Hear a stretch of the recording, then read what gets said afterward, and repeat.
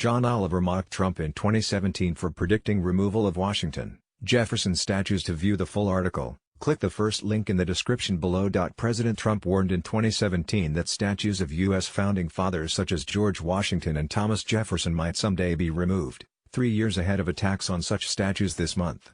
Back then, last week Tonight host John Oliver mocked the president for his grim prediction. So this week it's Robert E. Lee.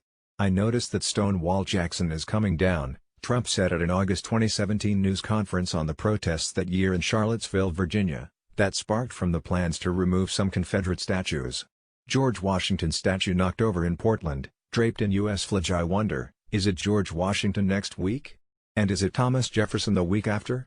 You really have to ask yourself, where does it stop?" Trump said. "He'll tell you where it stops," Oliver replied during an episode of his weekly show. "Somewhere." Anytime someone asks, "Where does it stop?" the answer's always, somewhere. You might let your kid have Twizzlers, but not inject black tar heroin. You don't just go, "Well, after the Twizzlers, where does it stop?"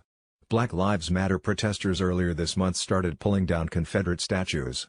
The trend soon led to attacks against statues of other historical figures, such as Christopher Columbus and former President Ulysses S. Grant.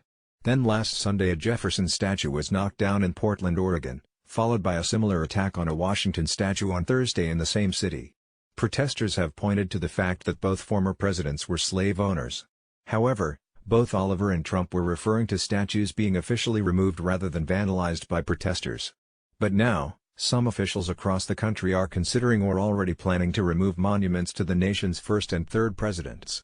In New York City, the new Commission on Racial Justice and Reconciliation will examine statues of historical figures in the city, including. To view the full article, click the first link in the description below.